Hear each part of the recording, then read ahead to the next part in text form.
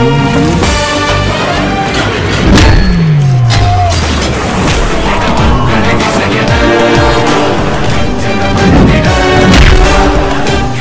sahabat, Assalamualaikum. Apa kabar? Semoga sehat selalu dan senantiasa berbahagia. Terima kasih sudah subscribe dan selalu setia menyimak video-video SLMT TV. Semoga Tuhan Yang Maha Kuasa selalu memberikan rezeki yang berlimpah ruah dan juga berkah untuk sahabat-sahabat semua. Kali ini SLMT TV menghadirkan sebuah alur cerita dari film yang berjudul Virasam. Bagaimanakah kisah selengkapnya? Simak alur ceritanya berikut ini. Dan tanpa perlu berlama lagi, langsung saja ini dia alur cerita filmnya.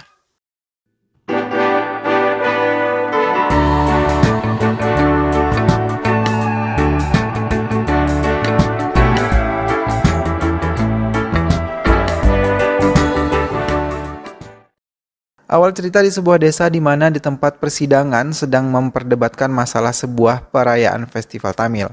Mereka dari geng lawannya Toku Durai tidak setuju dengan festival tersebut, namun geng Toku setuju. Dan di saat itu Toku belum hadir dalam persidangan tersebut. Tak lama saat mereka saling adu argumen, Toku muncul mengenakan mobilnya saat masuk ke ruangan dan semua orang dengan hormatnya menyambut Toku.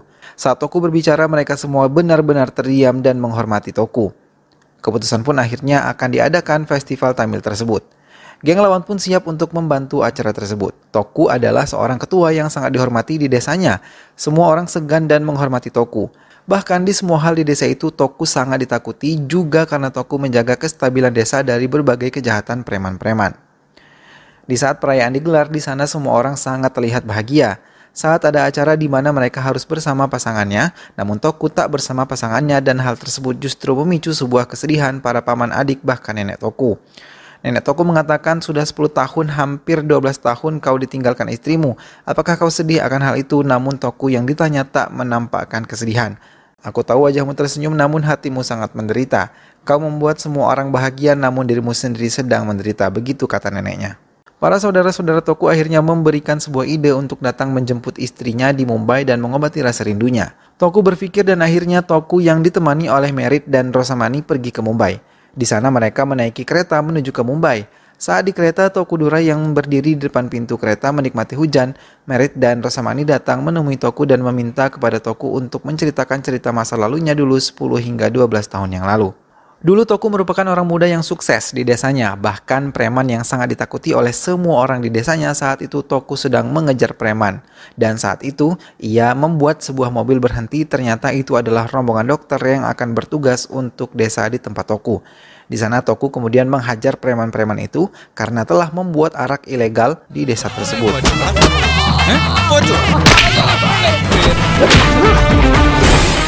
Karena hal tersebut, Toku membuat mobil bis yang membawa para dokter itu pun menjadi rusak. Di saat setelah kejadian itu, justru Toku mendapat surat panggilan polisi untuk ditahan dan ternyata Niranjana adalah salah satu dokter yang akan datang ke desa itu melaporkan Toku karena telah menghajar 4 orang dan menghancurkan bisnya. Toku yang melihat keberanian Niranjana akhirnya mau masuk ke dalam sel.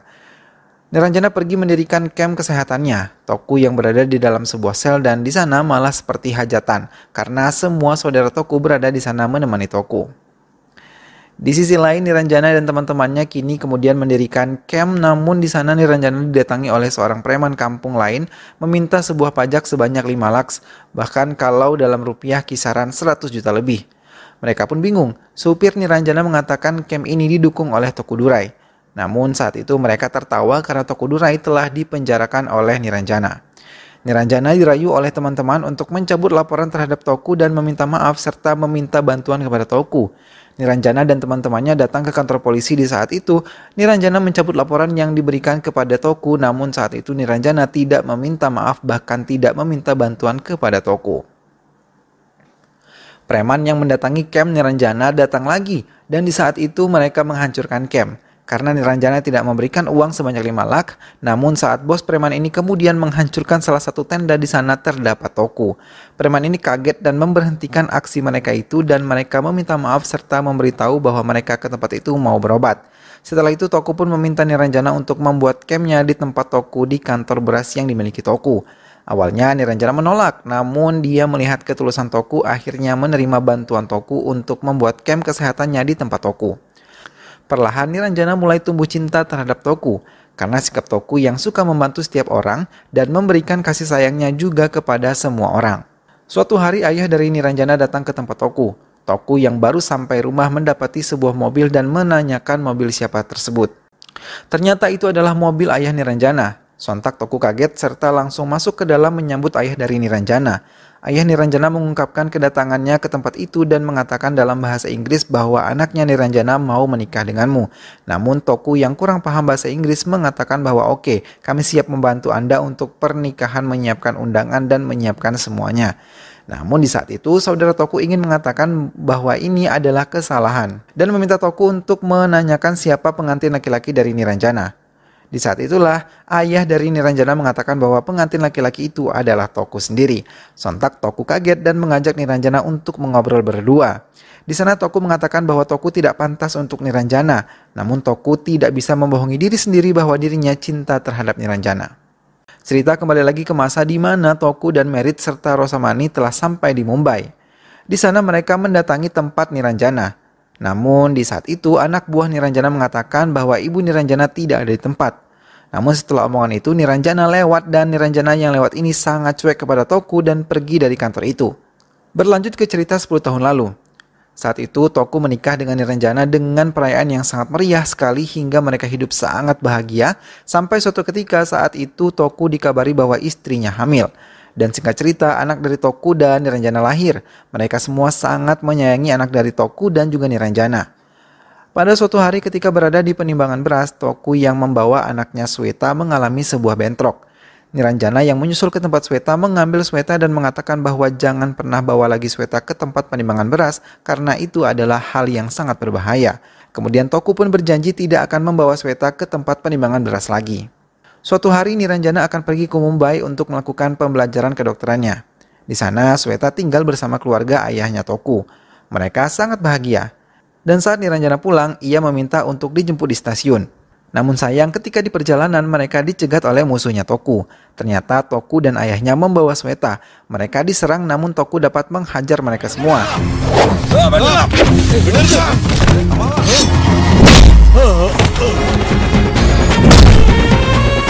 Namun sayang Sweta saat itu terkena sambit dan tidak disadari oleh Toku. Toku yang kemudian mendatangi stasiun namun Niranjana tidak ada di sana. Akhirnya Toku dan ayahnya pulang membawa Sweta saat sampai di rumah. Niranjana mengambil Sweta, namun kepala Sweta lemas. Ternyata di sana baru diketahui bahwa kepala Sweta telah disambit oleh musuhnya tadi. Tanpa pikir panjang mereka membawa Sweta ke rumah sakit dan di sana Sweta mendapat perawatan. Dari situ Niranjana merasa tidak tahan akan apa yang dialami dan mengatakan kepada Toku bahwa dia akan membawa Sweta ke Mumbai untuk menghindari semua ini. Ia meminta agar jangan pernah mengganggu hidupnya lagi. Dari situlah kecuekan si Niranjana kepada Toku Durai terjadi. Cerita pun kembali ke masa saat ini. Saat itu Toku mengetahui bahwa Niranjana telah tidak memedulikannya. Tidak ada harapan untuk mereka bisa bersatu kembali. Toku kemudian pergi ke terminal untuk pulang ke kampungnya. Di mana saat ini Sweta sudah beranjak dewasa dan saat itu Sweta yang mau pulang kampung ke rumah kantor ibunya. Ketika di jalan Sweta dikejar oleh preman-preman yang tidak tahu itu siapa dan Sweta menelpon ibunya. Ternyata justru supir dari Sweta meninggalkan Sweta di pinggir jalan dengan mobilnya. Niranjana kemudian menelpon Toku Durai dan mengatakan apakah ini cara Anda untuk mengambil Sweta darinya? Dia berada di sebuah jalan sedang dikejar preman. Toku yang merasa tidak melakukan apa-apa tahu bahwa Sweta sedang dalam bahaya. Akhirnya Toku menyusul Sweta di tempat itu dan saat datang akhirnya Sweta diselamatkan oleh Toku Durai. Preman-preman itu dihajar oleh Toku hingga KO.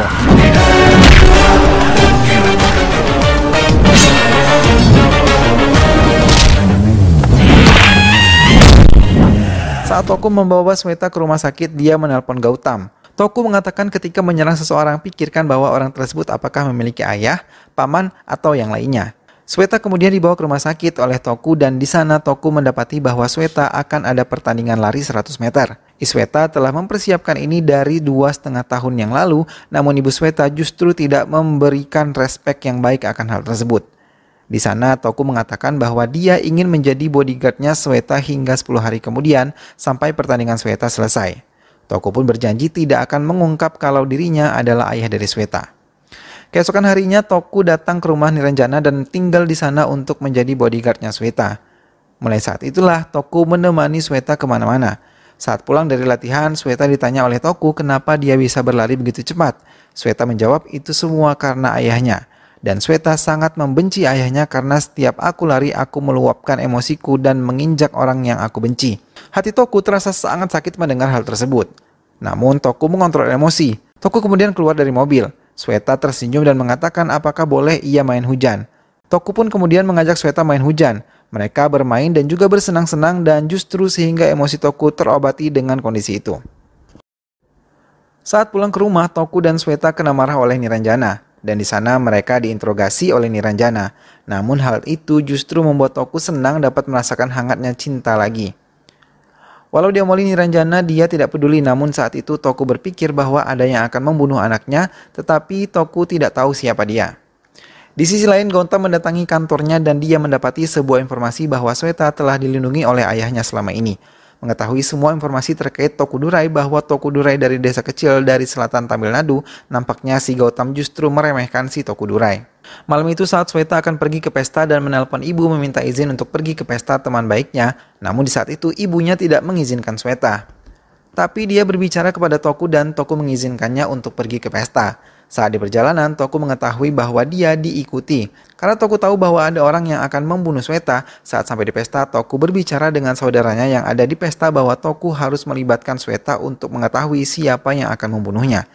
Dan di saat itu benar saja para preman berdatangan untuk membunuh Sweta, dan di saat Toku menghajar dengan diam tanpa diketahui oleh Sweta,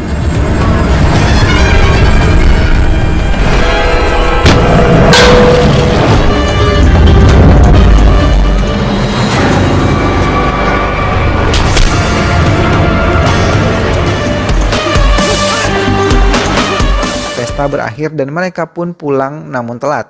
Lagi-lagi ibu Sweta marah akan hal tersebut. Namun Sweta dan Toku sudah sepakat akan memiliki jawaban yang sama apabila ditanya oleh ibunya. Akhirnya Sweta lari dan istirahat pada malam itu. Toku mencari tahu identitas preman itu dan Toku menemuinya di sebuah tempat gula dan di sana Toku masuk lalu menghajar preman itu hingga memberitahu siapa yang menyuruh dirinya membunuh Sweta. Setelah mendapatkan siapa pelaku, maka malam itu juga Toku beserta Mary dan juga Rosemani mendatangi laki-laki ini saat di sebuah ranjang, lalu mereka membangunkannya dan menanyakan siapa dalang yang akan membunuh Sweta. Namun di saat itu dia tidak mau mengaku hingga Toku membuat kepalanya dicelupkan ke dalam bathtub. Hingga akhirnya dia memberikan sebuah nama, Gautamlah yang meminta semuanya.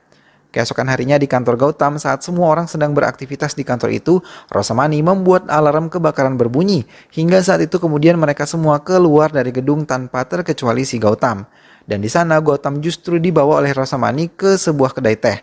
Kemudian di sana sudah ditunggu oleh Tokudurai. Diajaklah ngobrol si Gautam ini oleh Tokudurai terkait masalah pembunuhan anaknya dan di sana Gautam malah mengancam bahwa kau tidak tahu aku siapa, aku pemilik perusahaan terbesar dan terkaya di tempat itu, sedangkan Anda adalah orang kampung biasa. Namun Toku tidak gentar sedikit pun dengan gertakan Gautam. Justru Toku mengatakan, jangan pernah lagi berniat membunuh anakku, atau jika tidak Anda akan mati. Lalu Gautam pun pergi dari tempat itu.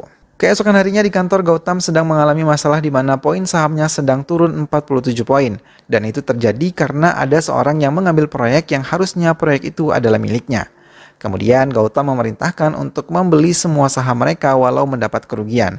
Gautam yang memasuki kantornya mendapati anaknya yang membawakan sebuah piala kemenangan. Gautam senang melihat anaknya itu. Ternyata Gautam selalu menginginkan anaknya ini menjadi juara dalam hal apapun, baik dalam kelas ataupun dalam kompetisi. Suatu ketika pelatih anaknya memberitahu bahwa Neha anaknya ini tidak bisa mengikuti pertandingan apabila waktu yang dicapainya tidak mencukupi. Dari situ Gautam justru mendiamkan anaknya dan tidak mau berbicara kepada anaknya itu. Karena hal tersebut Neha yang merasa didiamkan oleh ayahnya terus berusaha untuk membuat ayahnya berbicara. Akhirnya ayahnya mau berbicara dan saat itu ditunjukkan semua medali dan prestasi ayahnya. Bahwa ayahnya adalah juara nasional, bahkan menjadi pebisnis terbaik nomor 1 saat ini di Mumbai. Dan Gautam pun mengancam anaknya apabila dia tidak memenangkan pertandingan, maka Gautam tidak akan mengakui Neha sebagai anaknya. Neha yang merasa terancam oleh ayahnya pun akhirnya di saat penentuan siapa saja yang akan berangkat lomba lari internasional, Neha masuk klasifikasi. Di sana Neha kemudian menelpon ayahnya dan mengatakan bahwa dia lulus klasifikasi, disambut Neha siap-siap akan pulang. Di saat itu Sweta datang. Neha yang mengetahui Sweta datang, maka Neha berdiri namun ada yang terjatuh. Yang terjatuh adalah suntikan dan sebuah botol kecil hormon. Sweta kaget bahwa Neha menggunakan kecurangan dalam meraih klasifikasi. Sweta kemudian melaporkan hal itu kepada pelatih dan mengatakan bahwa Neha menggunakan semacam doping untuk bisa masuk klasifikasi. Ayah dari Neha mendengar kejadian tersebut dari telepon yang belum dimatikan oleh Neha saat itu. Karena frustrasi, akhirnya Neha loncat dari sebuah ketinggian dan sebelum itu Neha menelpon Gautam lalu mengatakan maaf kepada ayahnya bahwa dirinya telah gagal. Neha kemudian masuk rumah sakit dan dokter mengklaim bahwa Neha akan mengalami sebuah kelumpuhan karena saraf ari Neha terkena saat kecelakaan loncat itu. Gautam kemudian berpikir untuk membalas semuanya dan mengatakan bahwa anak yang membuat Neha seperti ini tidak layak untuk hidup. Di sisi lain, Tokudurai sedang mengobrol dengan Merit dan Rosamani, lalu mengatakan bahwa Sweta harus mencapai kemenangan di lomba tersebut, walaupun ibunya tidak tahu bahwa ada bahaya yang mengancam Sweta. Namun ia akan berkorban walau nyawa sekalipun untuk menyelamatkan anaknya. Di saat itu, Tokudurai mendapat telepon dari Kadar, sang pemilik kedai teh, bahwa dirinya disandra oleh Gautam. Toku mendatangi tempat itu dan mengatakan di sana sudah ada Gautam dan anak buahnya. Toku mengancam akan membunuh Gautam apabila menyakiti Sweta. Saat sudah marah, Toku sudah hampir menebas leher Gautam. Namun di saat itu, anak buah Gautam mengatakan bahwa Sweta sedang bermain sepeda di jalanan. Dan mereka mengejar, lalu yang mengejar itu mereka bertujuh. Toku yang mengetahui hal tersebut menyusul Sweta. Sweta yang berlari dikejar para preman suruhan Gautam memasuki sebuah tempat dan terpojok. Saat akan dipukul oleh preman, di saat itulah juga Tokudurai datang menahan pukulan preman ini dan menghajar semua preman itu lalu menghabisi mereka.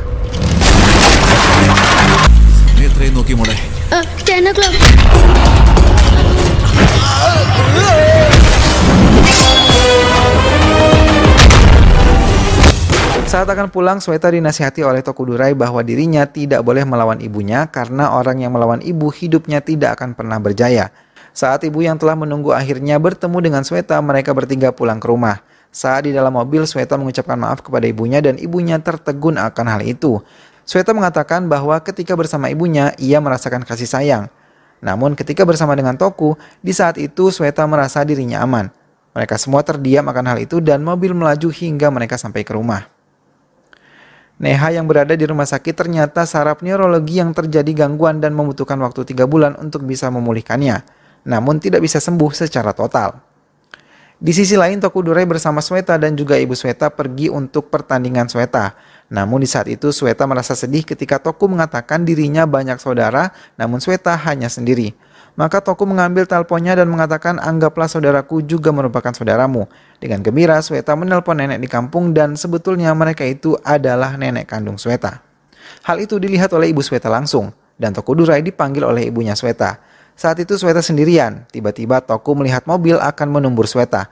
Namun Tokudurai dengan sigapnya menolong Sweta dan Tokudurai lah yang tertabrak. Di saat itu Tokudurai langsung dibawa ke rumah sakit dan Sweta bingung kenapa ibunya sangat sedih melihat Tokudurai masuk rumah sakit dengan kondisi terluka. Sweta kemudian melihat ibunya berbicara kepada Merit dan Rosamani bahwa Sweta harus ke USA karena apabila Sweta di sini dia tidak akan aman. Namun Merit dan Rosamani mengatakan bahwa demikian usaha Sweta selama ini akan sia-sia. Sweta yang mendengar itu kemudian mendatangi Tokudurai di dalam kamarnya.